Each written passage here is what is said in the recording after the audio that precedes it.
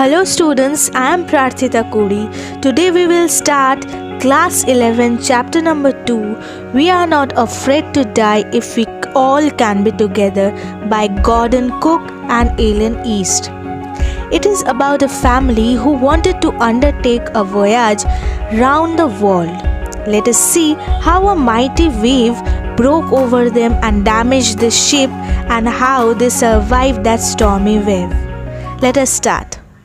In July 1976, my wife Mary, son Jonathan 6, daughter Suzanne 7, and I set sail from Plymouth, England to duplicate the round the world voyage made 200 years earlier by Captain James Cook.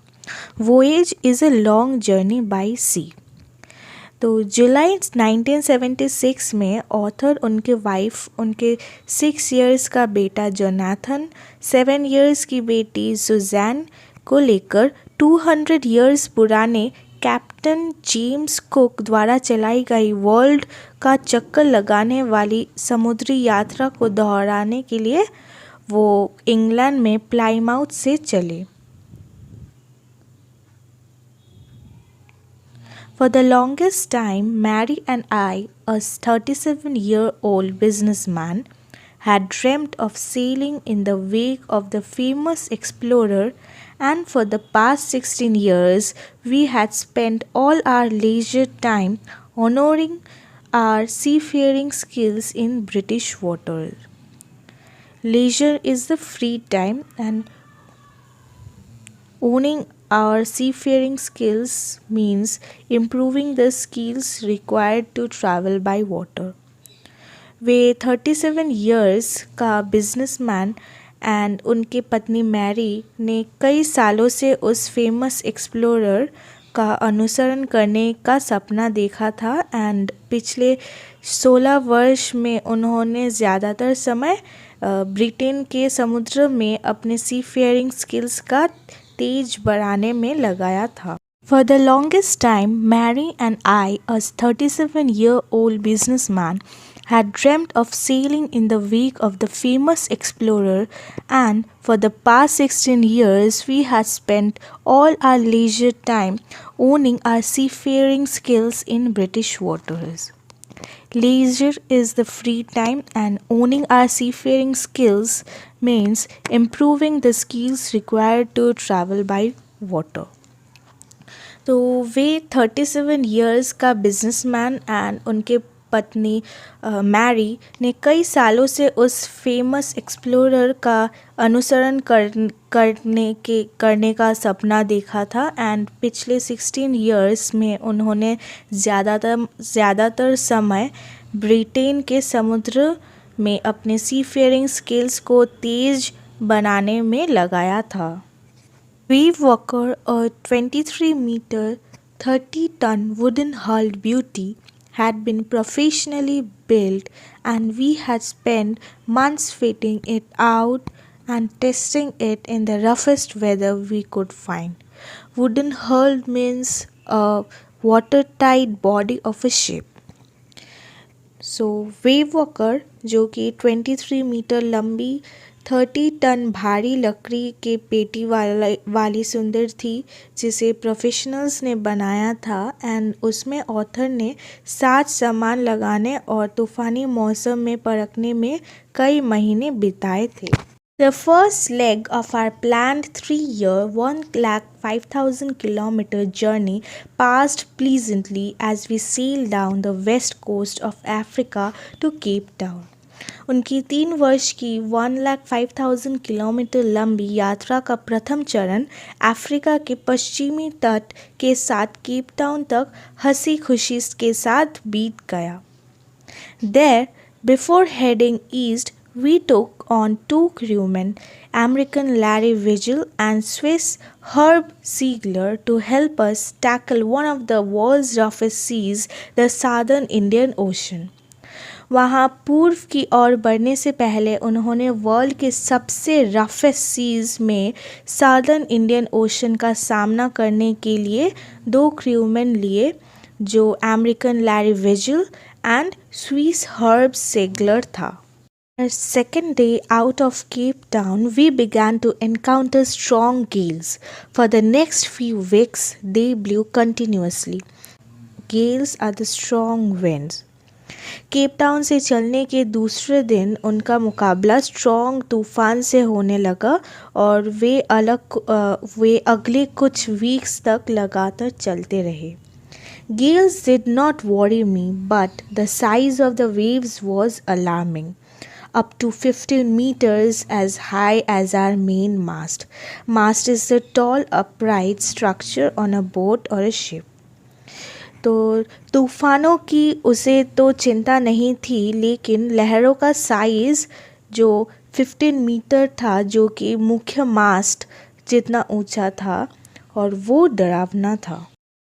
December 25 found us 3,500 kilometers east of Cape Town. Despite atrocious weather, we had a wonderful holiday complete with a Christmas tree. Atrocious means bad.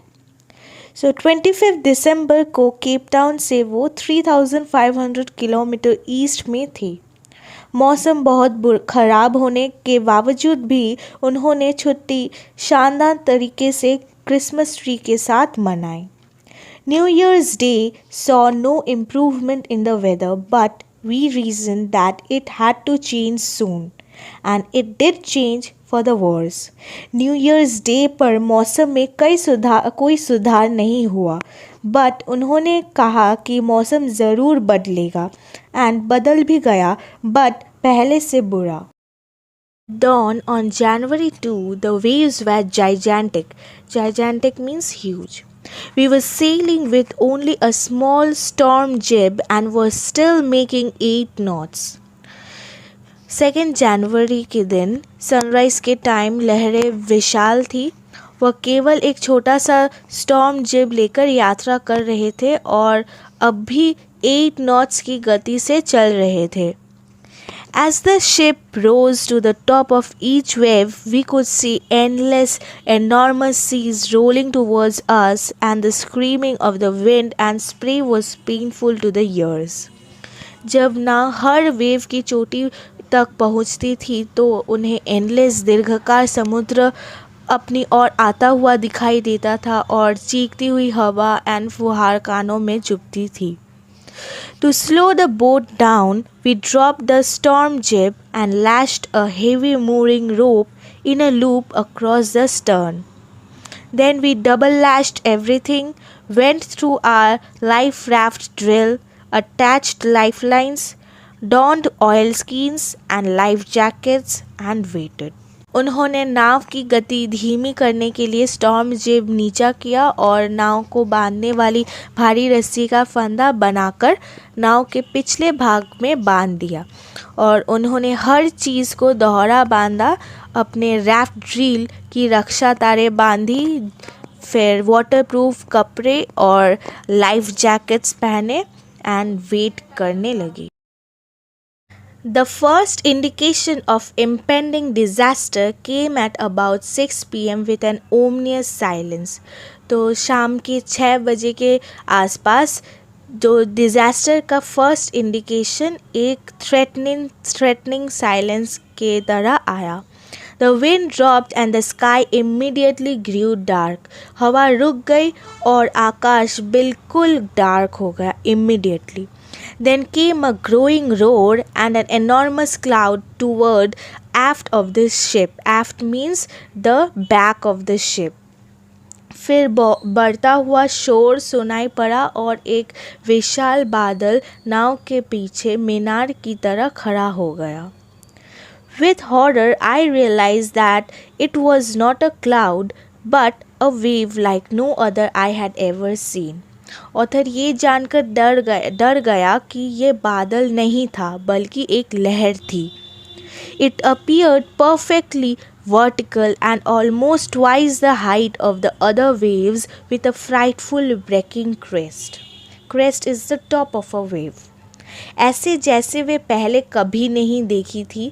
वो पूरी सीधी और दूसरी लहरों की तरह almost दुगनी बड़ी थी और उसके भयावह चोटी टकराने को कभी भी तैयार थी.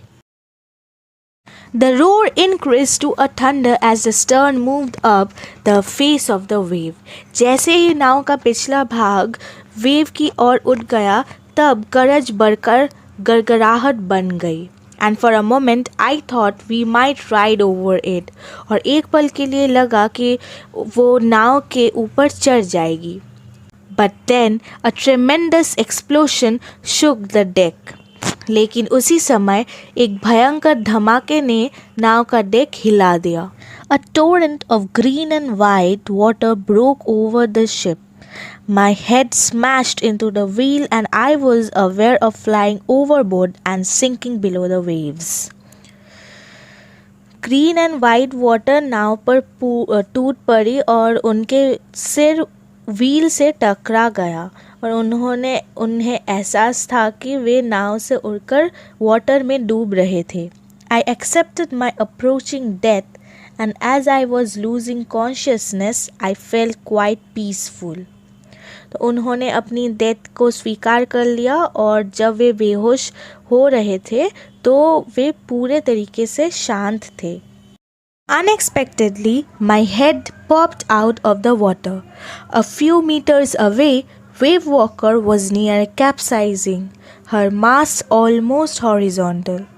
Capsizing means to be overturned in the water. तो अचानक से उनके सिर पानी से बाहर निकल आया और वो देखे कि कुछ मीटर आगे वेव वॉकर डूबने ही वाली थी और उनका जो मास्ट था वो एकदम सी लेवल से हॉरिजॉन्टल में लाई कर रही थी. अगर वो मास्ट सी लेवल को टच कर जाती तो वो शिप डूब जाता. Then a wave hurled her upright. Hurled means throw with a great force. फिर एक वेव ने उसे धकेलकर सीधा कर दिया. My lifeline jerk taut. I grabbed the guardrails and sailed through the air into Wave Walker's main boom. Taut means stretched or pulled tightly, and boom is the pole that controls the angle and shape of the sail. तो उनके life line झटके से कस गई और वो guard rail को पकड़कर wave walker की मेन बूम की तरफ गए. Subsequent waves tossed me around the deck like a rag doll. Waves ने उन्हें कूड़े वाली डॉल की तरह पटक दिया. My left ribs cracked. उनके लेफ्ट रिव्स क्रैक हो गए. My mouth filled with blood and broken teeth.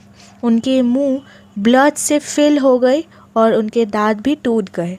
Somehow I found the wheel. कैसे भी करके उन्होंने व्हील को ढूंढा. Lined up the stern for the next wave and hung on. वो व्हील को ढूंढकर नाव का स्टर्न अगली वेव के लिए सीधा किया और व्हील को पकड़े रहा. Water, water everywhere. I could feel that the ship had water below, but I dared not abandon the wheel to investigate. हर जगह पानी ही पानी था और उन्हें लग रहा था कि नाव के नीचे पानी था, लेकिन वे व्हील को छोड़कर जाने का साहस नहीं कर सकते थे. Suddenly the front hatch was thrown open. अचानक से front door, hatch means door, खुल गया and Mary appeared. We are sinking, she screamed. और मैरी चिल्ला रही थी कि we are sinking means हम लोग डूब रहे हैं. The decks are smashed. We are full of water. और उनके जो बोट वो पूरा पानी से भर गई थी. Larry and Herb were pumping like madmen. Larry and Herb पागलों की तरह पंप कर रहे थे. Broken timbers hung at crazy angles. The whole starboard side bulged inwards. Clothes, crockery, charts, tins and toys sloshed about in deep water. Broken timbers टेढ़े मेढ़े से लटके हुए थे. फिर clothes, crockery, charts, tins, maps and toys वे गहरे पानी में उछल रहे थे. I half swam, half crawled into the children's cabin. Are you all right? I asked. वे चिल्ड्रंस केबिन में गए, हाफ स्विमिंग करते हुए और हाफ क्रॉल करते हुए, और उनसे पूछे कि तुम सब ठीक हो। Yes, they answered from an upper bunk, और वो लोग येस कहे from the upper bunk. But my head hurts a bit, said Sue, pointing to a big bump above her eyes. I had no time to worry about bumped heads. लेकिन स्यू अपने आँखों के ऊपर big बम की ओर point करते हुए कह रही थी कि उनकी जो सिर है वो थोड़ी सी हर्ट हो रही है, मीन्स थोड़ी सी दर्द हो रही है, पर उनके पापा के पास बम्ड हेड्स को लेकर वॉरी करने के लिए टाइम नहीं था। After finding a hammer, screws and canvas, I struggled back on deck. एक हैमर, स्क्रूज और एक कैनवस फाइंड करने के बाद वो स्ट्रगल करके डेक पर वापस गए। With the starboard side bashed open, we were taking water with each wave that broke over us. Starboard टूटकर खुलने के कारण वेव के टकराने से पानी अंदर आ रहा था। If I couldn't make some repairs, we would surely sink. अगर वो कुछ रिपेयर नहीं करते तो वो surely sink कर जाते। Somehow I managed to stretch canvas and secure waterproof hatch covers across the gaping holes. Some water continued to stream below, but most of it was now being deflected over the side. Somehow वो situation को manage किए अपने canvas को stretch करके और जो gapping holes थे उसमें वाटरप्रूफ हैच कवर्स लगाकर, बट थोड़ा पानी फिर भी नीचे से बाहर बहकर आता रहा, लेकिन अधिकतर पानी साइड से डिफ्लेक्ट हो गया। More problems arose when our hand pumps started to block up with the debris floating around the cabins and the electric pump short-circuited. The water level rose threateningly. Back on deck, I found that our two spare hand pumps had been wrenched overboard along with the forestay-sail, the jib, the dinghies and the main anchor. और भी समस्याएं खड़ी हो गई जब hand pumps block हो गए और डेब्रीज मीन्स द रबिश जब केबिन्स के अराउंड फ्लोट कर रहे थे और इलेक्ट्रिक पंप शॉर्ट सर्किट हो गए और वाटर लेवल भी खतरनाक तरीके से बढ़ने लगा। डेक पर वापस आकर देखा कि उनके दो स्पेयर हैंड पम्प्स झटके से टूटकर नाव से नीचे गिर गई और उसके साथ ही फोरस्टे सेल, जिब, डिंगीज और मेन एंकर भी नीचे गिर गए। Then I remembered we had another electric pump under the chart room floor. फिर उन्हें याद आया कि उन लोग के पास और एक इलेक्ट्रिक पंप था चार्ट रूम फ्लोर में। I connected it to an out pipe and was thankful to find that it worked. वो जब इलेक्ट्रिक पंप को आउट पाइप के साथ कनेक्ट किया तो वो खुश हुए कि उनका जो प्लान था वो वर्क कर गया। The night dragged on with an endless, bitterly cold routine of pumping, steering and working the radio. रात ठंड में लगातार पंप से पानी निकालने, नाव का परिचालन करने और रेडियो चलाने में धीरे धीरे बीत गई। We were getting no replies to our mayday calls, which was not surprising in this remote corner of the world. Mayday calls are the words used to signal ships through radio which are struck in a disastrous situation. तो उन लोग को मेडे calls का कोई भी reply नहीं मिल रहा था और इस बात पे वो लोग सरप्राइज भी नहीं थे क्योंकि they were in the remote corner of the world. Sue's head had swollen alarmingly. She had two enormous black eyes and now she showed us a deep cut on her arm. उनके head बहुत ख़तरनाक तरीके से फूल गया था और उनके आँख सूज गए थे और उन्होंने अपने आर्म में एक डीप कट हो चुका था, वो उनके पापा को शो किया। When I asked why she hadn't made more of her injuries before this, she replied, I didn't want to worry you when you were trying to save us all. तो उनके पिताजी जब उनसे पूछे कि तुमने अपने इंजरीज के बारे में पहले क्यों नहीं कही, तो वो रिप्लाई दे कि वो उनको वरी नहीं करना चाहती थी जब उनके पापा उन सब को सेव कर रहे थे. By morning on January 3, the pumps had the water level sufficiently under control for us to take 2 hours rest in rotation. 3 जनवरी की सुबह तक पंपों में पानी का लेवल इतना कंट्रोल्ड हो गया था कि वह बारी बारी से 2 घंटे आराम कर सकते थे. But we still had a tremendous leak somewhere below the waterline, and on checking, I found that nearly all the boat's main rave frames were smashed down to the Nile. In fact, there was nothing holding up a whole section of the starboard hull except a few covered partitions. लेकिन फिर भी waterline में नीच कहीं कोई बड़ा छेद था और जांच करने से उन्होंने देखा कि नाव का मेन रिब फ्रेम्स टूटकर नील पर गिर गया था. इनफैक्ट स्टारबोर्ड हल सिर्फ कबर्ड पार्टीशंस के ऊपर ही टिका हुआ था. We had survived for 15 hours since the wave hit, but Wave Walker wouldn't hold together long enough for us to reach Australia. Wave के टकराने के 15 घंटे बाद तक तो वे बचे रहे, लेकिन वेव वॉकर ऑस्ट्रेलिया पहुंचने तक साबुत नहीं बच सकती थी. I checked our charts and calculated that there were 2 small islands a few hundred kilometers to the east. One of them, Isle Amsterdam, was a French scientific base. उन्होंने chart का निरीक्षण किया और गणना की कि ईस्ट की ओर कुछ 100 किलोमीटर की दूरी पर 2 छोटे छोटे आइलैंड्स हैं.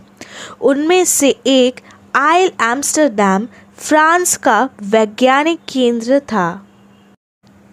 Our only hope was to reach these pinpricks in the vast ocean, but unless the wind and seas abated so we could hoist sail, our chances would be slim indeed.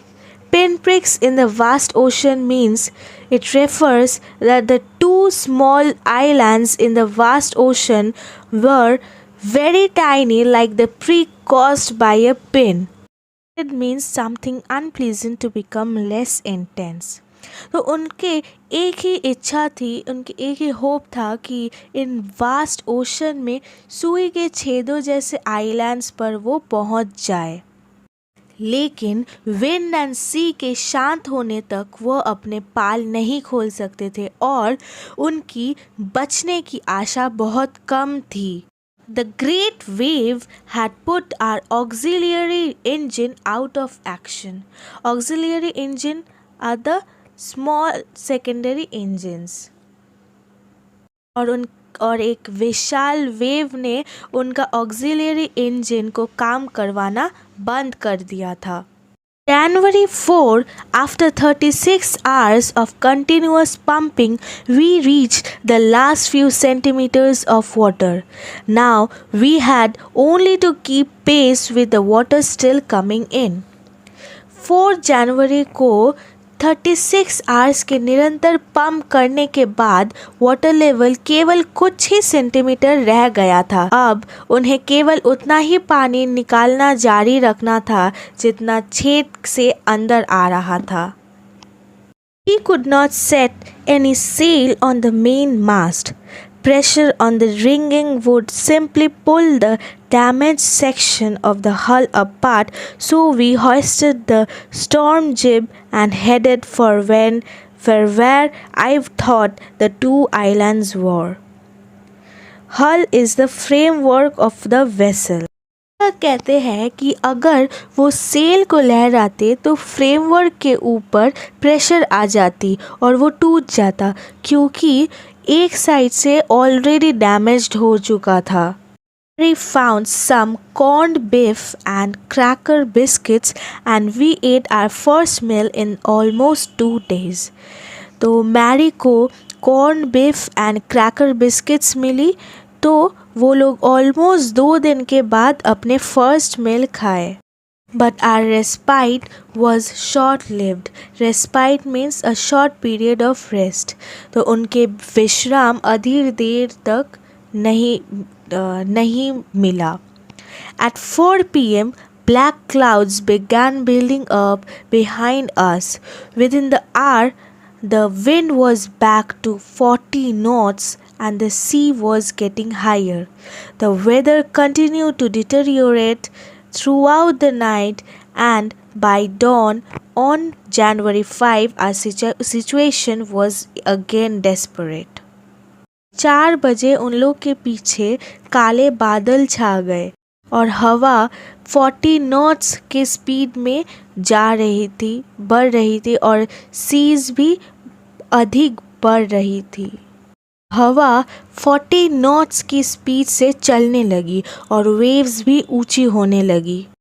पूरी रात मौसम बिगड़ता गया और 5 जनवरी की सुबह उन लोगों की स्थिति फिर से निराशाजनक हो गई. When I went in to comfort the children, John asked, "Daddy, are we going to die?" I tried to assure him that we could make it. "But Daddy," he went on, "we aren't afraid of dying if we can all be together, you and Mummy, Sue and I." जब वे John उनके बच्चे को comfort करने के लिए गए तो वो जॉन ने पूछा कि डैडी क्या हम लोग मरने वाले हैं. तो लेखक ने एहसास दिलाया कि जब तक हम साथ हैं तब तक हम मरने से नहीं डरेंगे. Could find no words with which to respond, but I left the children's cabin, determined to fight the sea with everything I had. लेखक को कोई वर्ड्स नहीं मिला जिससे वो अपने बच्चों को रेस्पॉन्ड करे, परंतु वो उन बच्चों को अपने केबिन पर ही छोड़कर सी से फाइट करने के लिए चले गए और ये डिटरमाइन किए कि उसके पास जो भी है उससे वो सी से लड़ेंगे. To protect the weakened starboard side, I decided to heave to, with the undamaged port hull facing the oncoming waves, using an improvised sea anchor of heavy nylon rope and 2 22-liter plastic barrels of paraffin. Heave to means to raise or to lift with effort, and paraffin is the colorless flammable oil liquid. Starboard side का damaged हल को बचाने के लिए एक heavy लाइलॉन रोप और 2 plastic barrels के साथ उसे बांध दिया. और ये 2 प्लास्टिक बैरल्स किसके थे? पैराफिन के थे. That evening, Mary and I sat together holding hands as the motion of the ship brought more and more water in through the broken planks. We both felt the end was very near. Evening, Mary और लेखक ने एक दूसरे के हाथ पकड़ के बैठे थे. जैसे जैसे शिप का मोशन के वजह से ज़्यादा वाटर उस ब्रोकन प्लैंक्स मीन्स टूटे फूटे प्लैंक्स से अंदर घुस रहे थे और उन लोग को ये फील हो रहा था कि उनके अंत नज़दीक है. Wave Walker rode out the storm, and by the morning of January 6, with the wind easing, I tried to get a reading on the sextant. Sextant is an instrument with graduated arc of 60 degrees for taking altitudes and navigation.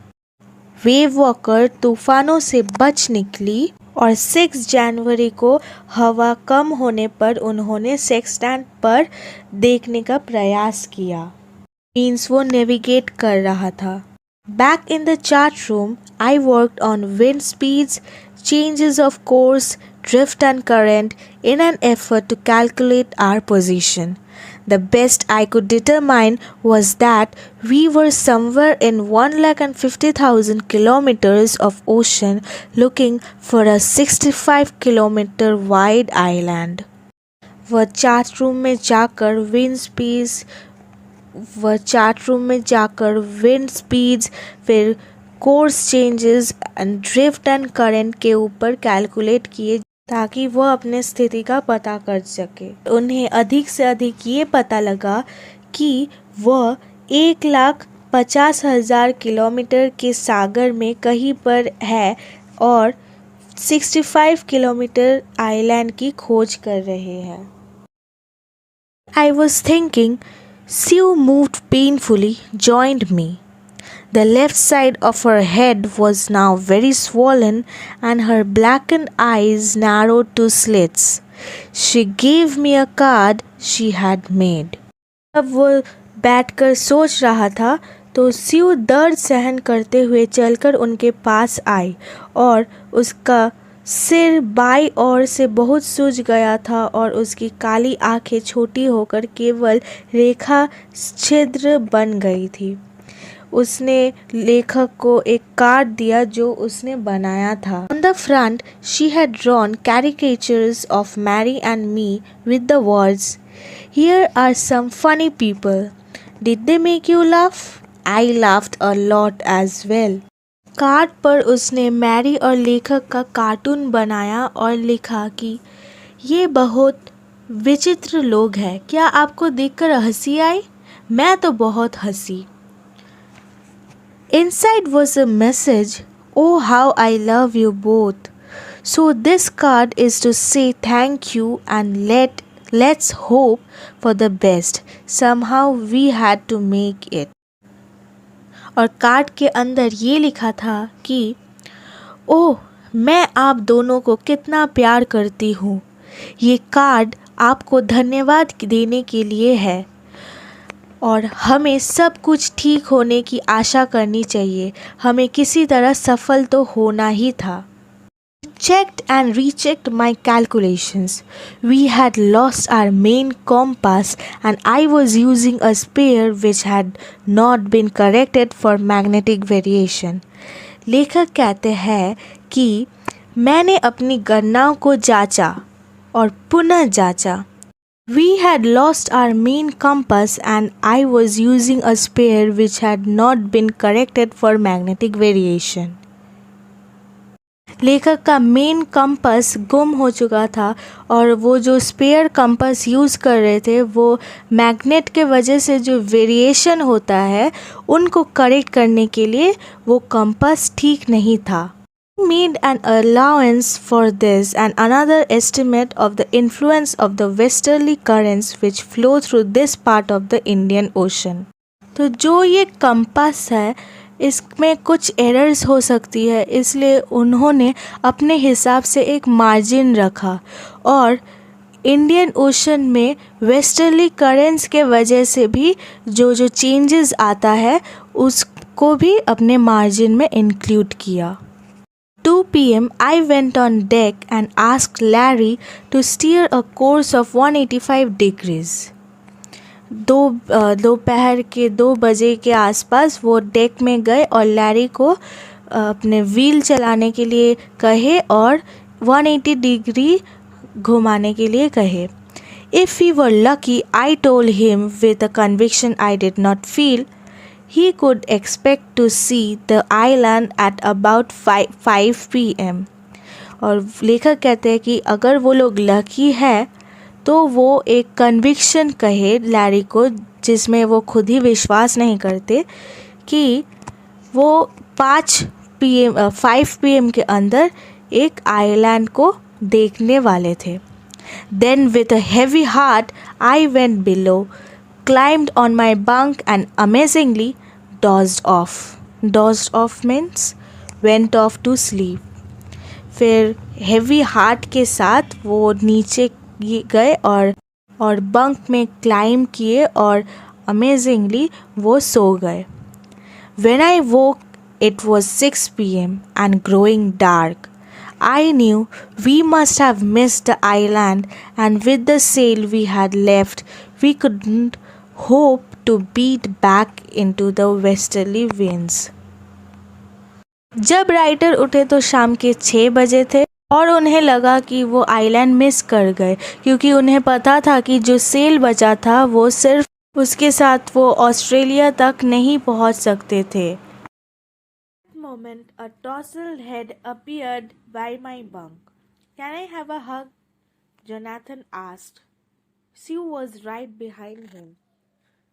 उसी पल bunk के पास अस्त व्यस्त बालों वाला सिर दिखाई दिया और वो जोनाथन था और उसने पूछा कि क्या मैं गले लग सकता हूँ, और स्यू भी ठीक उसी के पास थी. Why am I getting a hug now? I asked. तो उसके पिताजी पूछते कि मुझे अभी हक क्यों मिल रहा है. Because you are the best daddy in the whole world and the best captain, my son replied. तो जोनाथन कहता है कि उनके पिताजी बेस्ट पिताजी है पूरा वर्ल्ड में और बेस्ट कैप्टन भी. Not today, John, I'm afraid. तो उनके पिताजी कहते हैं कि नहीं, आज नहीं, क्योंकि आज मैं डरा हुआ हूँ. A tousled head appeared by my bunk. Can I have a hug? In a matter of Jonathan asked. You found the island right behind me. What? I shouted. उसी पल It's out there in front of us. They chorused as big as a battleship. और वो Jonathan था और उसने पूछा कि क्या मैं गले लग सकता हूँ? आप सच में best daddy and best captain हो. और वो दोनों बच्चे कोरस में चिल्लाए कि हम लोग डीप खोज लिए हैं. उसके पिताजी पूछते हैं कि मुझे अभी हक क्यों मिल रहा है. खोज लिए हैं. Because you are the best daddy in the whole world and the best captain, my son replied. तो जोनाथन कहता है कि उनके पिताजी बेस्ट पिताजी है पूरा वर्ल्ड में और बेस्ट कैप्टन भी. Not today, John, I'm afraid. तो उनके पिताजी कहते हैं कि नहीं, आज नहीं, क्योंकि आज मैं डरा हुआ हूँ. Why? You must be, said Sue in a matter of fact voice. You found the island. What? I shouted. It's out there in front of us, they chorused as big as a battleship. तो Sue कहती है कि क्यों नहीं, आप सच में best daddy and best captain हो. और वो दोनों बच्चे कोरस में चिल्लाए कि हम लोग डीप खोज लिए हैं. मीन्स हम लोग आइलैंड्स खोज लिए हैं.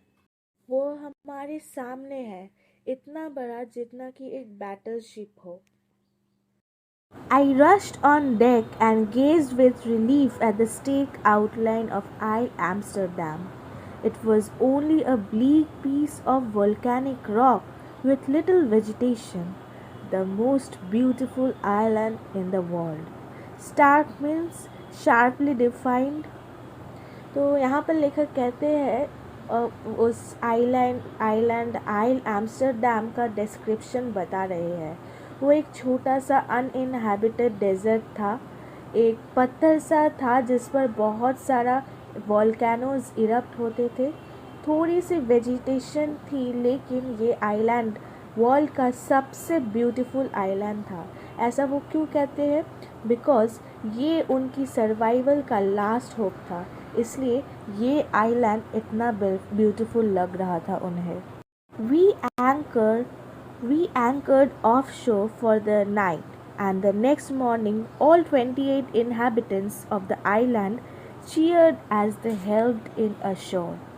Anchored means moored a ship to the sea bottom, and offshore is situated at the sea some distance from the shore. Anchored means अगर आपको शिप को पार्क करना है तो उसको एक एंकर के साथ लगाकर अपने सी बेड पर आप घुसा सकते हैं. Assure means on the shore of the island, means समुद्र के किनारे पर आना. उन्होंने ऑफ शोर पर अपना शिप एंकर कर दिया पूरे रात भर, और अगले ही मॉर्निंग उस आइलैंड का 28 इनहैबिटेंट्स उन्हें हेल्प करने आए, जिससे कि वो आइलैंड पर आ सके, आइलैंड के शोर पर. With land under my feet again, My thoughts were full of Larry and Herbie, cheerful and optimistic under the direst stress, and of Mary who stayed at the wheel for all those crucial hours. फिर से land पर खड़े होने के बाद वे सोचने लगा Larry और हर्बी के बारे में, जो भयंकर समय में भी चीयरफुल और ऑप्टिमिस्टिक मीन्स आशीर्वादी रहे थे, और मैरी के बारे में जो संकट के समय व्हील पर बैठी रही थी. Most of all, I thought of a 7-year-old girl who didn't want us to worry about a head injury, which subsequently took 6 minor operations to remove a recurring blood clot between skin and skull, and of a 6-year-old boy who was not afraid to die. लेखक कहते हैं कि इस सबसे अधिक उसका विचार अपने 7-year-old गर्ल पर आया, जो कि अपना हेड इंजरी के बारे में उन लोग को वरी नहीं करना चाहती थी, और उसका हेड इंजरी इतना सीरियस था कि वो बाद में 6 माइनर ऑपरेशंस लगा उसका जो ब्लड क्लॉटिंग हुआ था स्किन और स्कल के अंदर उसको रिमूव करने के लिए, और उनके 6-year-old बॉय जोनाथन के बारे में जो कि मरने के लिए एकदम डरा हुआ नहीं था. इस लेसन से ये सीख मिलती है कि हिम्मत नहीं हारनी चाहिए, चाहे कितना भी ज़्यादा मुश्किलें आए सामने, and collective power of unity and never failing confidence of the sailors made it possible for them to survive. With this, we come to the end of the chapter. Hope you liked my explanation. Please subscribe my channel to get more updates and more videos and explanations on class 11 chapters. I will later upload the videos and explanations of class 12 English chapters. Hope you liked it. Please hit the like button and share button and share it to your friends. Thank you.